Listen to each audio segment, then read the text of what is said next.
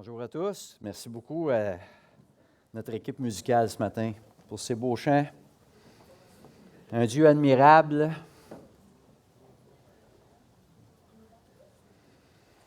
Qu'on va présenter aux enfants aussi ce matin. C'est tellement un beau temps avec les jeunes et les moins jeunes.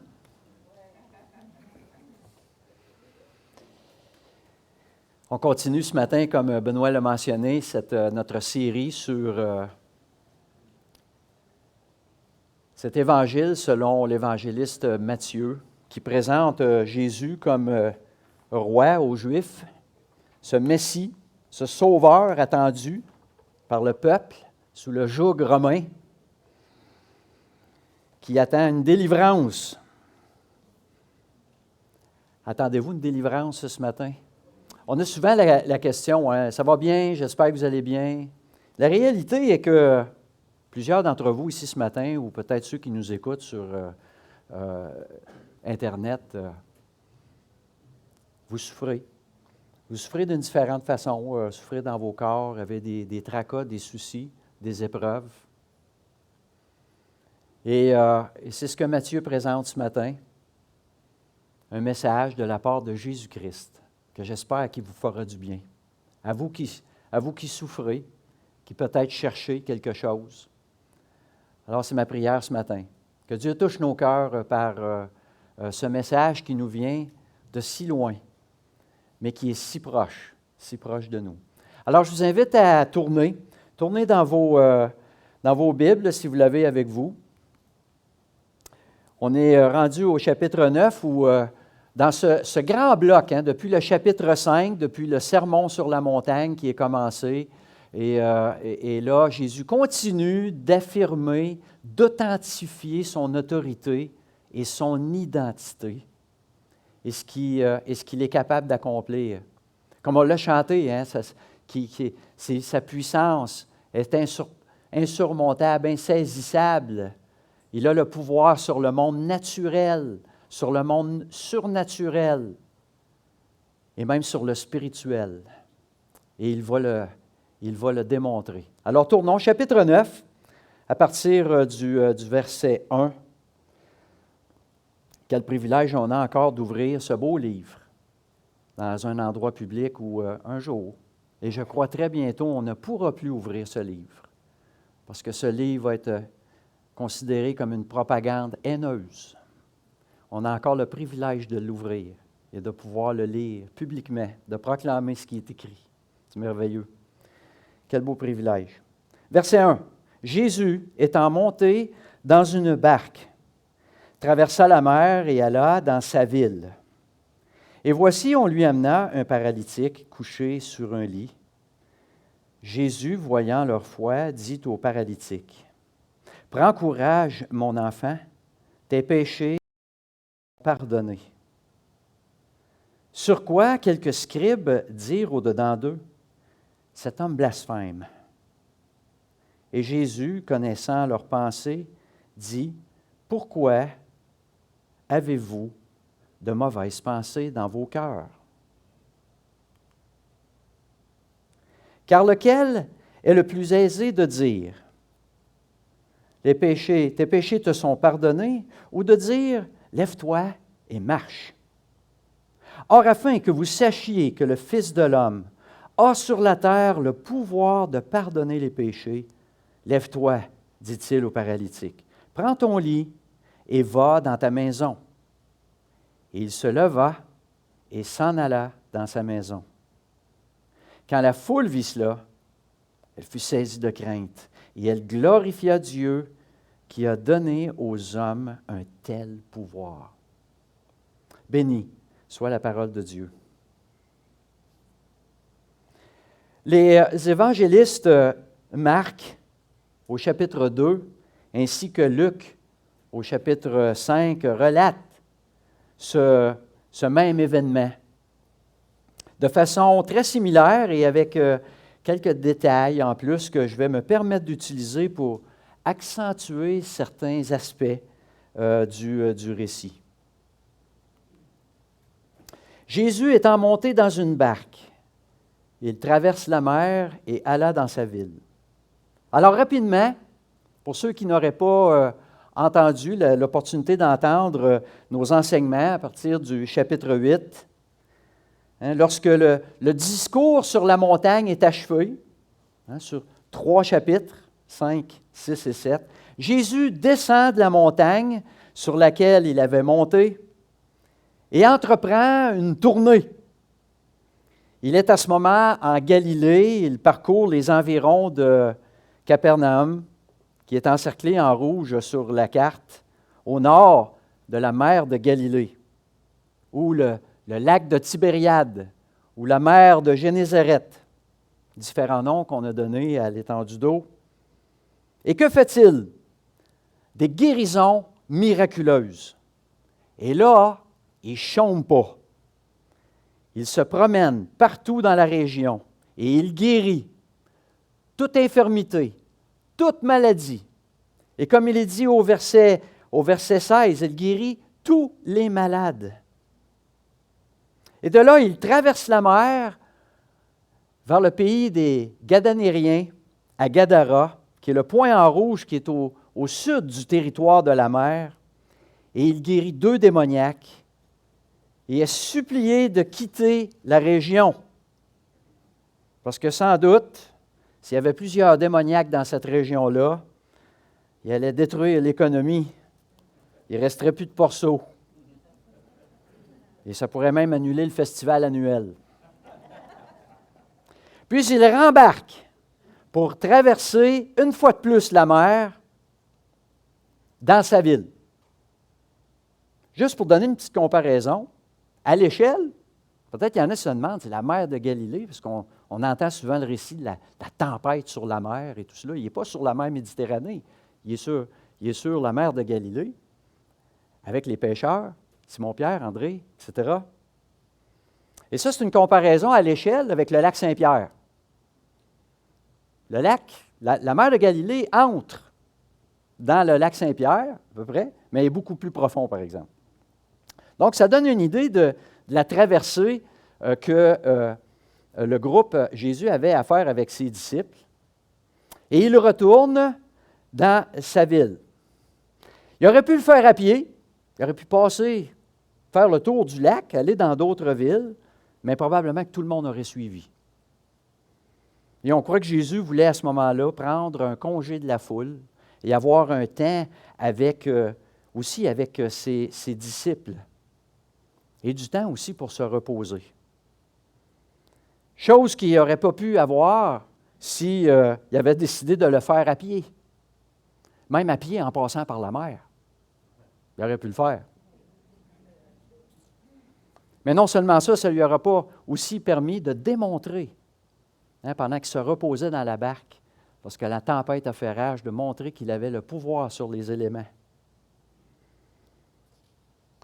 Ce ne serait pas reposé non plus. On se sent tellement impuissant devant ces forces de la nature. Et quelle démonstration de Jésus. Moi, je me souviens de la pluie dimanche dernier. Là. Je ne sais pas si dans votre secteur, la pluie a été forte, mais on voit que quand ça commence à tomber, il n'y a rien qu'on peut faire pour arrêter ça. On peut aller envoyer un robot sur la planète Mars, mais je ne peux pas arrêter la pluie de tomber, puis d'inonder ma rue. Alors, il est dans sa ville, à Capernaum, et non pas à Nazareth. Parce qu'on sait qu'à Nazareth, ça s'est mal terminé. On a même voulu le jeter en bas d'un ravin. Nazareth n'est plus sa ville.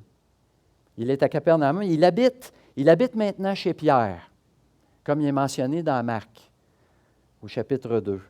Et il occupe une chambre qui est à l'étage, ce qu'on on entend souvent dans le langage commun, la chambre haute. Même un endroit similaire où il a eu son dernier repas avec ses disciples. Il est dans la chambre haute dans laquelle on a un accès aussi direct par le toit. Évidemment, ce n'est pas une photo des maisons de l'époque, mais construction similaire, vous voyez, ce sont des toits plats. Des toits plats où même c'est un étage où on peut y habiter. Même les gens y allaient souvent la nuit pour se rafraîchir par des nuits très chaudes. Donc, les maisons avaient cet étage et les maisons étaient tellement collées, les toits étaient tous attenant. Hein. On pouvait probablement traverser d'une maison à l'autre en faisant peut-être un petit bond facile d'une maison à l'autre. Donc, Jésus est le guérisseur. Il est de retour de son voyage de l'autre bout du lac. Et là, on apprend qu'il est chez lui. Et là, écoute, la foule se réunit. Le guérisseur est revenu en ville. Et là, tout le monde est rempli. Hein? On dit que la chambre c'était plein. Et tout le monde venait pour rencontrer Jésus et voulait aussi l'entendre. On tenait à essayer de s'insérer dans la place. C'était plein. Vous savez, la plupart d'entre vous, vous savez, on a accompagné notre garçon Étienne à son voyage en France pour aller au festival de musique là-bas. Et au premier concert, c'était un concert pré-festival, et on ne s'attendait pas qu'il y aurait beaucoup de monde. Et là, on arrive, le concert était à 7 heures, on arrive assez de bonne heure, 6h30, 6h20, on voulait être certain d'avoir de la place. On savait que la salle n'était pas tellement grande. Il n'y avait personne d'arrivé encore. L'agent de sécurité dit « Ah, de toute façon, on ne laisse pas rentrer personne avant 7 heures. » Fait qu'on continue, on s'en va prendre une marche. Mais là, rendu à 7h moins 10, là, on commence, on est peut-être mieux d'y aller. Tout d'un coup, qu'il y a un peu de monde, on va essayer d'être en avant de la file, pour essayer de rentrer, pour avoir des bonnes places. Fait que, tu sais, nous autres, on avait l'impression que c'était pas si... ça n'allait pas être si pris que ça. Là, on revient, il est à 7h moins 10. Tu sais, 10 minutes avant qu'ils rouvrent les portes, il y avait une foule en avant de la porte. Là, c'était comme, mais qu'est-ce que c'est ça? Ça a comme arrivé. Et puis là, c'était comme... On réalisait même que les gens avaient des billets. Et puis que là, ils laissaient passer les gens qui avaient des billets. Là, c'était comme, mais voyons, c'est un concert gratuit, ça. Pas supposé avoir de billets. On n'était pas au courant que la fondation, un des grands partenaires financiers du festival, utilisait ce concert pré-festival-là pour leurs donateurs. Et puis, il y avait des passes VIP pour ce monde-là. Mais là, il y en avait pas mal. Puis là, on se disait, on va-tu pouvoir rentrer? C'est plein. On ne pourra pas rentrer. Et puis là, je vois le regard de Marlène. C'est comme, hey, moi, c'est pas vrai. Je n'ai pas fait ce voyage-là pour ne pas pouvoir rentrer. Et là, je l'imaginais quasiment à ramper dans un dock de ventilation pour se trouver une place dans le show. Je dis, non. Et finalement, on n'a pu rentrer. Mais, tu sais, c'est quand tu désires là, quelque chose, puis là, tu vois, il y a quelque chose qui t'en empêche, là, c'est comme on va trouver un moyen. Non, on va aller parler aux responsables, on va lui dire qu'on est du Québec. Il faut sûrement nous laisser passer. On va lui dire que le gars, il joue dans le groupe. Voyons, ils ne peuvent pas nous laisser dehors. S'il faut, on monte sur le toit. Hein? On va essayer de rentrer. Donc, c'est plein. Et voici, on lui amena un paralytique couché sur un lit.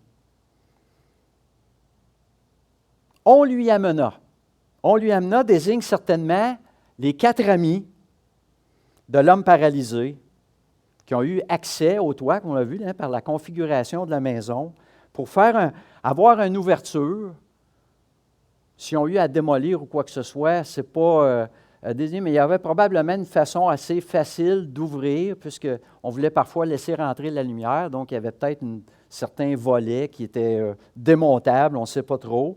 Mais ont été capables de lui donner accès, cet homme qui est couché, donc ça prend quand même un bon trou pour le descendre, au pied de Jésus. Et cela a demandé des efforts considérables pour ces 4 hommes, ces 4 personnes, qui en plus de faire, peut-être de faire face aux récriminations du propriétaire. Peut-être que Simon-Pierre et André ne devaient pas être trop fiers là, de voir le toit se démolir comme ça, je ne sais pas. Et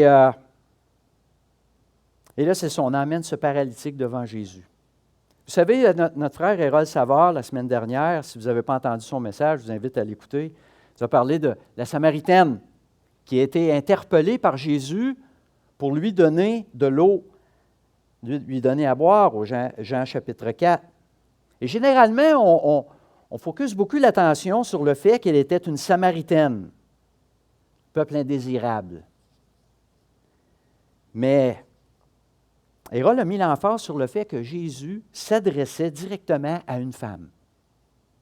Et dans notre récit ce matin, on focus souvent beaucoup sur le fait que l'homme était gravement incapacité. Et il dépendait entièrement du soutien de son entourage. Mais il est important de souligner que, tout comme la femme, tout comme cette Samaritaine, les personnes atteintes de graves maladies étaient stigmatisées par les Juifs aussi, dans le sens que l'on croyait que leur maladie ou leur affliction était la conséquence directe du péché de quelqu'un. On n'a qu'à penser aux amis de Job. Il y a sûrement quelque chose dans ta vie là, qui t'a amené comme ça. Et même les disciples de Jésus ont clairement démontré cette attitude-là en parlant d'un aveugle de naissance et qui demande à Jésus, « Hey, par rapport à l'aveugle, là, qui a péché? Lui ou ses parents? » Et même, fort probable, que le paralytique lui-même croyait être sous le châtiment d'un péché de sa vie ou de ses parents. Oui, c'est vrai que nos maladies, nos afflictions, incluant le vieillissement, sont une conséquence directe de la présence du péché dans le monde.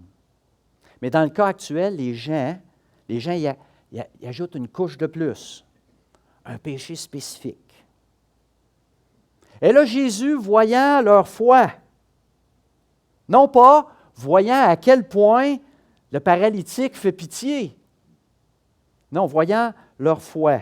Jésus n'avait pas le regard fixé sur la laideur du paralytique, mais sur la condition de son cœur, incluant ses amis. Le paralytique se dit en lui-même, Jésus voit à quel point le péché me détruit. Mon péché ou celui de mes parents. Guéris-moi! Guéris-moi! Mais le paralytique est silencieux. Jésus entend les cris de son cœur. Et là, il commence en lui disant, « Mon enfant, prends courage. » En d'autres mots, mon bon ami, n'aie plus peur. Mon cher Charles, ne t'en fais plus. Tu sais, si vous êtes pogné avec quelque chose, hein? C'est comme je disais à Marlène, fais-toi-en pas, on va rentrer. Inquiète-toi pas. Une parole réconfortante de la part du Seigneur, en partant. Une parole réconfortante de la part du Roi, du Sauveur. Et là, la suite est surprenante, parce que Jésus agit différemment cette fois. Souvenez-vous, au chapitre 8, Jésus guérit les malades. Il chasse les esprits par sa parole, un après l'autre. Mais là, on lui apporte un homme, et plutôt que de lui ôter sa paralysie sur le champ et de passer à un autre appel, comme d'habitude, non, là, Jésus va agir différemment. Il va faire un détour. Un détour super important et absolument fantastique. Et là, je fais une parenthèse. Vous savez que c'est seulement la deuxième fois dans Matthieu que Jésus aborde le sujet du péché et du pardon ensemble. On a vu au chapitre 6, après avoir enseigné la prière, le Notre Père, Jésus aimait le principe conditionnel à l'effet que si nous pardonnons à notre prochain, le Père céleste nous pardonne aussi. Alors, je ne veux pas revenir sur ce que Christian a déjà enseigné sur le passage, mais je veux simplement mettre l'emphase sur le fait que Jésus, au chapitre 6, a premièrement et clairement attribué la fonction du pardon de nos péchés au Père qui est dans les cieux. Alors, pour un juif religieux qui écoute ça, tout baigne. Parfait, ça. C'est correct. Mais là, wow! Là, c'est pas pareil. Jésus, à ce moment-là, prend sur lui cette fonction-là. Au lieu de guérir le paralytique, il lui dit, « Tes péchés te sont pardonnés. » Alors Jésus confirme lui-même le pardon de ses péchés. Il prend à ce moment-là figure du Père. Cet homme blasphème. C'est pas ça qui se passe, mais c'est ce qu'ils pensent. Ils sont comme ça. Les religieux autour sont furieux. Pour qui se prend, lui? Alors, tant que tu n'as pas reconnu Jésus comme le Messie, le Sauveur d'Israël annoncé par les prophètes, tu n'as pas vraiment raison de penser ça. Hein? Seul Dieu pardonne les péchés. Mais là, il se prend pour Dieu. Mais il n'ose pas le dire tout haut. Parce que, pour les religieux autour, qui n'étaient probablement pas majoritaires, avec tout ce beau monde-là autour, qui attendait, qui buvait les paroles du Seigneur, puis qui attendait une guérison, là, il n'osait pas le dire. Parce que là, on pourrait se faire mettre dehors. Si on se met la foule à dos, on ne sort pas vivant d'ici. Non seulement ça, mais aussi en présence d'un homme qui guérit les maladies instantanément. Disons que, ça pourrait être utile pour moi ou ma famille. Un guérisseur dans le village, c'est encore mieux qu'un médecin de famille quand tu habites en région éloignée du Québec. Et deuxièmement, si je l'insulte, peut-être qu'il a le pouvoir de donner une maladie aussi. Donc, on ne sait pas. Mais chose certaine, c'est qu'il est parfaitement clair que pour eux, Jésus blasphème. Jésus profite donc de l'occasion pour faire une démonstration qu'il n'est pas seulement un guérisseur, mais qu'aussi il lit les pensées. Ça, peut-être pour les Juifs, c'était une autre occasion. On dirait, ça pourrait être pratique. Quelqu'un qui lit les pensées pour le business. Mais à ce point-là, ce n'est pas ce que les scribes ont en tête à cet instant-là. Et Jésus fait une démonstration de son omniscience, qui est un attribut de Dieu. C'est plus que lire les pensées, ça. Il les connaît. Connaître les pensées, même avant même que ça soit pensé. Jésus fait donc une démonstration qu'il peut faire, qu'il a la capacité de connaître et de connaître même leurs pensées. Pourquoi avez-vous de mauvaises pensées dans vos cœurs? Dans vos cœurs. Quelque chose se passe à l'intérieur qui est relié à leurs pensées. C'est comme si pour Jésus, ce n'était pas vraiment ce qu'il pense qui est le plus important, mais c'est la condition de notre cœur qui l'inquiète par rapport aux pensées. Mais tous sont sans réponse. C'est une question piège aussi. Soit que tu te mets la foule à dos, ou soit que tu mets ton ordre religieux à dos.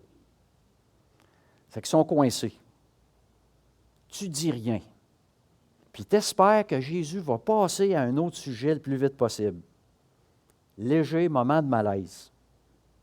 Et heureusement, Jésus n'insiste pas pour une réponse audible de la part des scribes. Tu sais, du genre, j'ai rien entendu, un petit peu plus fort, s'il vous plaît.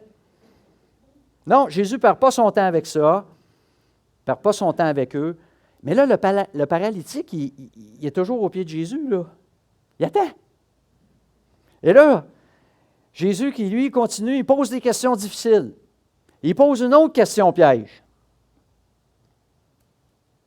Lequel est le plus aisé de dire « Tes péchés sont pardonnés » ou de dire « Lève-toi et marche ». Parce que là, les deux questions sont reliées au pouvoir de Dieu et aux prophéties messianiques. Hein, les 7 types de miracles que le Messie aura le pouvoir d'accomplir. Donc, soit qu'on répond qu'il est Dieu ou qu'il est le Messie. Il ne pourrait pas poser ces questions autrement, lui. Ils sont coincés. Mais le Seigneur continue. Et voilà, dans cette question-là, il dissimule il dissimule l'Évangile dans la question. Et on voit certainement dans la question, normalement, une question de prouesse. Qu'est-ce qui est le plus facile? C'est comme une comparaison de deux choses. Lequel des deux? Alors, on se met à leur place. Hein, vous avez vu cet homme, Jésus, guérir miraculeusement pratiquement tous les malades de la ville. Hey, une guérison de plus. Trop facile? Et peut-être que dans le cas présent, Jésus n'avait pas encore guéri une personne qui était aussi profondément atteinte de maladie. On ne sait pas trop. Tu sais, un cas extrême, c'est possible. Mais de notre côté, on se dit, il y a des choses qui sont plus faciles à dire qu'à faire. Écoute, dire que ses péchés lui sont pardonnés, ça n'implique peut-être pas grand-chose de la part de l'interlocuteur. Tu as juste à le dire. C'est pas trop dur. Tu sais, on n'a pas comme une lumière rouge au-dessus de la tête que Dieu tourne au vert quand c'est fait. Ce serait intéressant, hein? Mais vous savez, moi je crois que c'est vraiment ça, c'est vraiment à ce point-là qu'il faut s'arrêter ce matin. Est-ce si facile pour Jésus de dire tes péchés te sont pardonnés? C'est-tu vraiment si facile que ça? Moi, je vous propose ce matin de considérer qu'entre les deux, et même, tout ce que Jésus a accompli dans son ministère, que c'est la chose la plus difficile à Jésus de faire. Plus difficile que son épreuve de 40 jours dans le désert. Plus difficile que de ramener Lazare à la vie. Le pardon des péchés du paralytique. Le pardon de mes péchés. Le pardon de vos péchés ont été pardonnés à la croix du Calvaire. Jésus ne pouvait pas se détourner de sa propre parole, parce qu'il est écrit « Sans effusion de sang, il n'y a pas de pardon ».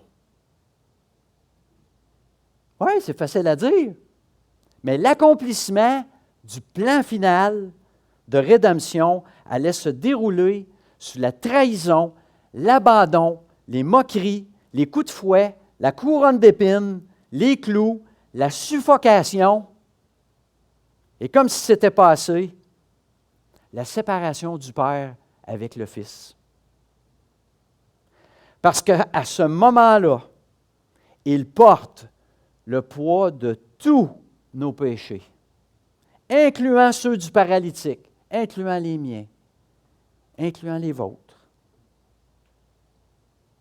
Moi, voilà ce que j'aime voir au cœur de cette question-là. Mais personne ne pouvait savoir ce qui venait. Christ le voyait. Et Jésus n'expose pas le plan. Pas encore. Or, afin que, Seigneur continue, afin que vous sachiez, et ça c'est les mots-clés je pense, afin que vous sachiez, voici ce qui va arriver, mais afin que vous sachiez. Ça va être grandiose ce qui va arriver. Mais le plus important, c'est pour que vous sachiez quelque chose. Que vous sachiez que le Fils de l'homme, parce que c'est comme ça que les Juifs allaient appeler le Messie, le Fils de David. Le Fils de l'homme a le pouvoir de pardonner les péchés. Dieu qui est dans les cieux, le Fils de l'homme. Afin que vous sachiez. Je veux vous faire, Jésus, je veux vous faire comprendre encore une fois que la démonstration des pouvoirs qui me sont donnés, la guérison des corps physiques, pour vous convaincre que j'ai le pouvoir de vous donner le pardon des péchés. La guérison véritable que chaque être humain a besoin, que Jésus veut remplacer. Il veut remplacer ces cœurs de pierre que nous avons en cœur de chair. Un cœur connecté aux pensées de Christ, et non un cœur connecté aux pensées du monde. En prenant le péché qui pèse sur nous, qui nous envoie pour l'éternité en enfer, loin de sa présence, et de le prendre et de l'envoyer si loin, si profond, que Dieu ne le voit plus, que Dieu ne s'en souvient plus. On va parfois entendre la notion que le pardon, c'est difficile à saisir, la notion du pardon. Et lorsque on le regarde dans la perspective de Dieu, c'est certainement difficile à saisir. Rappelez-vous, comme je le disais plus tôt dans le message, au chapitre 6, le Seigneur Jésus invite à pardonner nos prochains, comme le Père pardonne. Certaines croyances religieuses vont saisir ce verset pour en faire l'Évangile. Si tu pardonnes aux autres, Dieu, il te pardonne tout. C'est un faux évangile. Car cette croyance est très populaire, du salut basé sur notre performance, qui annule le besoin du sacrifice de Christ à la croix. Le salut méritoire. Et ce n'était pas ce que Jésus a vu dans le cœur du paralytique. Ce n'était certainement pas la performance du paralytique qui était là devant Jésus, mais il avait un cœur abattu. Il voyait un cœur meurtri. Un cœur qui criait à lui pour une délivrance. Eh oui, pardonne-nous nos offenses, comme nous pardonnons. On est mieux de pardonner de la bonne façon, hein? Mais n'oublions pas, c'est une prière. C'est une requête, ça. Jésus désire que chaque enfant de Dieu, chaque croyant, expérimente le pardon de la même façon que Dieu le fait. Savoir pardonner pleinement, complètement, entièrement, à la manière de Dieu. C'est-tu facile, ça? Gloire à Dieu.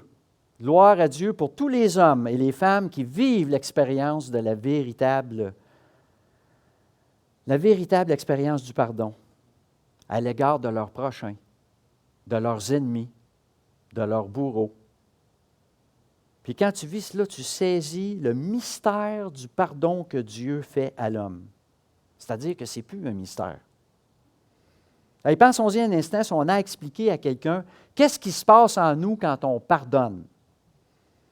C'est comme si on l'avait à expliquer à un enfant. Et là, je ne parle pas là, sur le plan émotionnel, parce qu'on vit des choses. Parce que, tu sais, on dit ça, pardonne, c'est libérateur, ça fait du bien, tout ça. Mais qu'est-ce qui se passe quand on pardonne, vraiment, là, sur le plan cognitif, là? C'est-à-dire, on ne se souvient plus. Je ne m'en souviens plus. C'est comme jeter au loin. Je l'ai oublié. C'est pardonné. C'est comme si je demanderais quelqu'un pardon pour quelque chose. « Écoute, hier, là, je t'ai dit des paroles dures.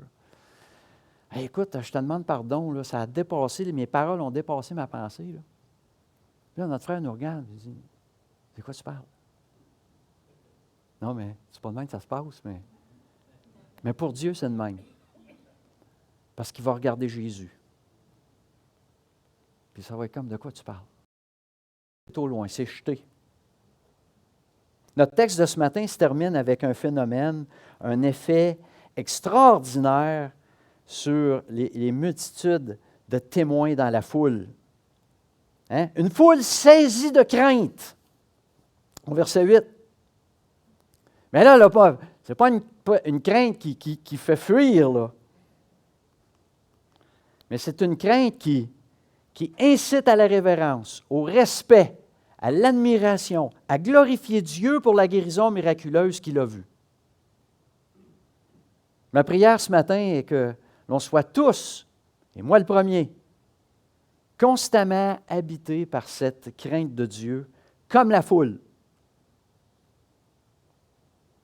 J'ai vu ce titre-là dans un site en faisant certaines recherches pour la préparation du message, et je suis tombé là-dessus il y a quelque temps. Jésus fait-il encore des miracles? Dans le sens que le texte était dans le contexte de Matthieu, chapitre 9, En fait, l'auteur, sans l'indiquer, il cite Matthieu chapitre 8, où il est en Galilée et enseigne dans les synagogues, annonce la parole et guérit les malades, les maladies, les infirmités dans le peuple. Mais ça existe-tu encore aujourd'hui, ça? C'est une bonne question. Vous savez, en fait, il y répond aussi. Je vais vous lire la réponse que l'auteur donne. Il dit, aujourd'hui encore, certains accueillent sa parole, la parole de Jésus, et ne sont plus sourds à l'amour. D'autres qui marchaient comme des boiteux dans la vie repartent sur leurs pieds. Ou d'autres encore guérissent dans leur corps sans qu'ils fassent forcément la une des journaux. C'est peut-être cela, les signes de Jésus aujourd'hui. Je ne veux pas être en désaccord avec ce qu'il répond, mais je vais aller plus loin que ça. La foi, c'est certain, la foi chrétienne comporte de nombreuses vérités, de valeurs et de vertus, ayant maintes applications dans la vie, autant dans la vie des gens qui même ne sont pas croyants. Et on va attribuer ces choses-là, voir comment cette personne-là a évolué, ça lui a amené des changements. Et l'effet, tu sais, les paroles de Jésus ont un effet. Tu sais, puis, c'est bien. Et parfois, ça devient compliqué. Et là, il y a de l'hommerie qui s'infiltre dans ça. Ça devient une religion tricotée en soi par l'homme et qui perd le focus sur l'idée suprême, sur l'idée qui est dominante, que l'homme pécheur peut être complètement purifié et jouir d'une communion éternelle avec Dieu. Voilà le message de Jésus ce matin. Et voilà la réponse à laquelle moi je m'accroche. Jésus fait-il encore des miracles en 2022?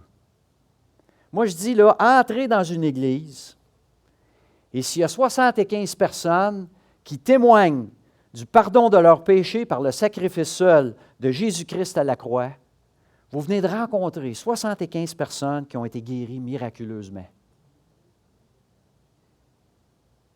J'espère qu'il y en a plus que 75 ici ce matin.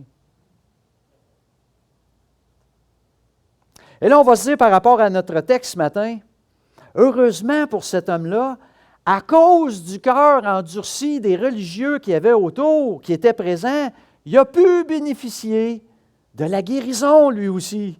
Ça s'est bien terminé pour le paralytique aussi, n'est-ce pas? Parce que là, Jésus, il parlait, posait des questions, mais c'était comme, « Hey, je suis là, moi! » Attends, moi, je vais t'utiliser. Afin que, n'oublions pas, hein, afin que vous sachiez. Je vais te guérir, toi, mais afin que tout le monde ici présent sache quelque chose. Puis s'il ne l'avait pas guéri, bien, tes péchés te sont pardonnés. Va en paix. Là, Jésus sort de la maison. Tu sais, hey, c'est pas juste. C'est pas juste ça. Tu as guéri tout le monde, puis moi. Mais on sait, on peut dire, oui, peut-être, ça n'aurait été pas juste. C'est une bonne question. Mais Jésus a pu démontrer son pouvoir. Son pouvoir est aux hommes qui ont maintenant rendu gloire à Dieu pour cela. Mais combien il y en a? Combien il y a de malades, de gens qui souffrent de toutes sortes de façons, qui ont donné leur vie à Christ et qui sont demeurés dans leur maladie jusqu'à la mort? C'est une question rhétorique, là. On comprend que même cet homme paralysé qui a été guéri, il a éventuellement souffert de maux de dos. Probablement qu'il a eu mal aux pieds à un moment donné, il a eu mal aux dents, s'il en restait. Sa vue a diminué. Puis il est peut-être mort d'une autre maladie, ou de vieillesse, ou d'un accident. Tous les malades et les démoniaques que Jésus a guéris ont fini par mourir quand même. Même Lazare, que Jésus a ramené à la vie. Il est mort 2 fois, le gars. L'histoire ne le dit pas, mais on présume que Jésus a quitté ce monde probablement avant la mort, la deuxième mort de Lazare. Et puis, Lazare devait être en paix, de dire, bon là je vais mourir, et puis on n'amènera pas Jésus à mon tombeau une autre fois. Je veux aller le rejoindre. Le pouvoir de Jésus sur le péché. Le message le plus distinctif du christianisme. Le péché peut être pardonné. Le cœur et l'âme de l'Évangile, c'est la vérité selon laquelle les hommes peuvent être affranchis du péché et de ses conséquences. Spirituellement et physiquement. Parce que tous ceux qui sont sauvés, tous ceux qui ont cru, vont ressusciter un jour. Ressusciter dans un corps nouveau, un corps incorruptible. Plus de maladie. Ça ne remourra pas, ça. La véritable guérison. Prions, frères et sœurs. Seigneur Jésus, on veut ce matin s'arrêter pour te remercier de cette démonstration, que tu as su utiliser cet homme qui souffrait aussi intérieurement lorsque tu as vu son cœur qui criait à toi pour une guérison, et tu as démontré, afin que nous sachions que toi, c'est toi, Seigneur Jésus, qui pardonne. C'est toi qui as accompli le plan du pardon de nos péchés, Seigneur. Merci pour être allé à cette croix, Seigneur, afin que nous obtenions ce pardon qui nous était impossible de concocter nous-mêmes. Que tu voyais le cœur de ces religieux qui pour eux ne nécessitaient pas de pardon, qu'ils se voyaient justes, sans te reconnaître. Seigneur, que le cœur de chacun ici ce matin vraiment te continue de te reconnaître et d'avoir cette crainte, révérence, Seigneur, pour ce que tu as accompli. Merci, Seigneur Jésus, pour ton amour pour nous. Tu aurais pu nous abandonner comme tu aurais pu abandonner ce paralytique, mais tu l'as guéri. Tu nous as guéris, Seigneur Jésus. Merci. Merci pour ta grâce. Dans le nom de Jésus-Christ. Amen.